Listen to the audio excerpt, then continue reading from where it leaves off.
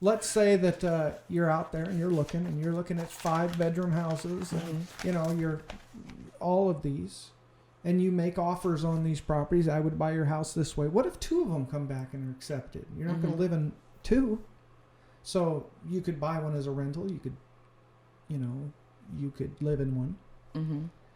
But if you weren't going to buy the other one as a rental, you have the exclusive right to buy that property in the way that you signed it up for the period of time that you write down on the contract that takes you to closing.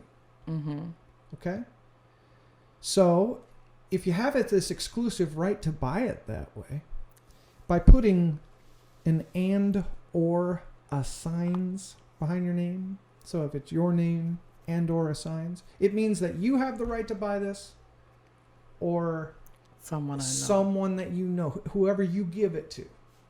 Now, would they be willing to pay you for it? What if you find somebody else that is in a similar situation that wants to buy a place and you already have it structured? Is that worth any money? Sure. That's called an assignment. Most of the time people take assignment fees. Wow. So you can be looking and spotting deals that you have no ability. Well, I shouldn't say no ability, because everyone really, you can go as big as you want. But they're not right for you, or like for instance, I probably wouldn't suggest to you that you go out and build an apartment complex on your first transaction. No. Okay? So we know that, hey, maybe that's out of my range, but I know a person that would want to build the apartment complexes. And so therefore, if you found these terms that were acceptable, you could sell and advertise that. You could just peer-to-peer. You could get other people you could look for that person that... Boy, this is a cold world out here. This is nice. I wish...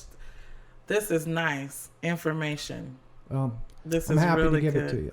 Yeah. It's been hard-earned knowledge, but it's just something that I want to be able to affect the outcome of other people that, if I have this information, all it takes is for you and I to talk.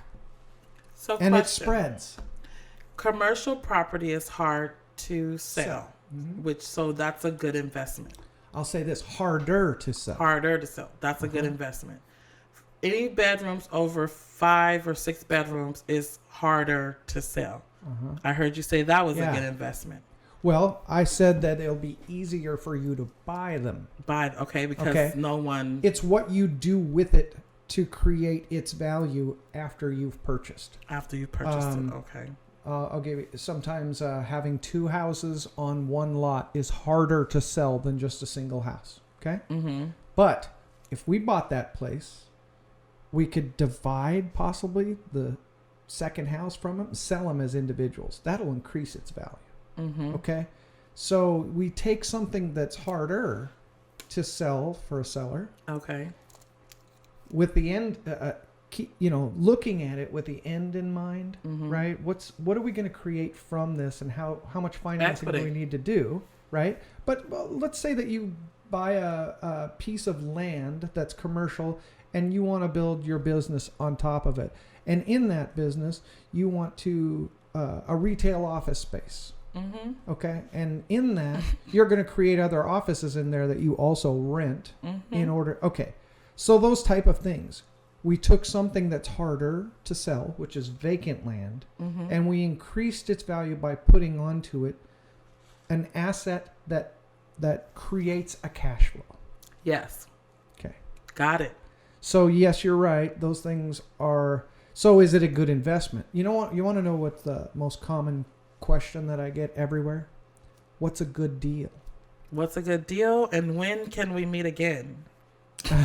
I'm gonna meet you in January. I want you to go through 20 days. I'll get you some materials, DVD material. Okay, perfect. So you can get started on. Yeah, because my brain, I know, it's like right. And we've already been kind of looking, and the information that you're giving me, the stuff that we were saying no to, I now think we can say yes to. Isn't that amazing? And I want to bring you in on it and bring your opinion in on it. Not something, it doesn't have to be like, 100% into it, but just a quick opinion of what we're deciding. Here's what I can do. I consult for people. I don't participate in any transactions with any of my clients. And the reason for that is when I give you information, you have to know that it's information that's good for you instead of information that might be just good for me.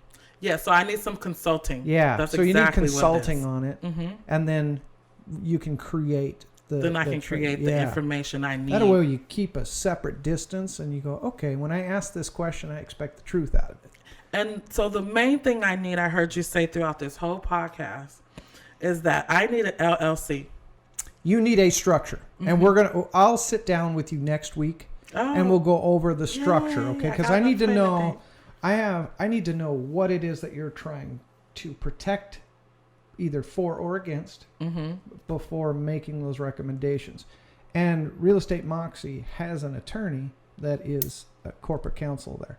So and he does asset protection. So we'll take that to him and be able to get the right entity where it's going to be located. You can go to Nevada, you can go to Wyoming.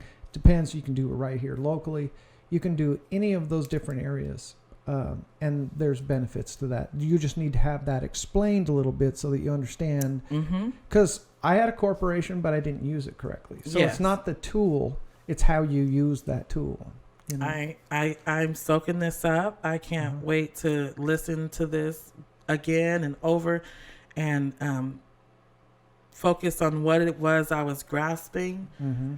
Just the part of getting True Blessings and making True Blessings the head over the nonprofit. I'm just blown away. Is it worth your time driving out? Yes. yes. And it's beautiful out here too. This is amazing. When you turn this into an Airbnb, I'm going to be your first customer. What we're going to do, one of the things we are going to do is we're going to have students that have come through different courses meet up here in the summertime. Okay. So we can just sit around and talk about transactions and get networked that way. Well, I can't wait. I'm so happy that I met you that day. Thank you. Doing that job. I'm happy I met you as well. Yeah. This is a lot of fun. Yeah.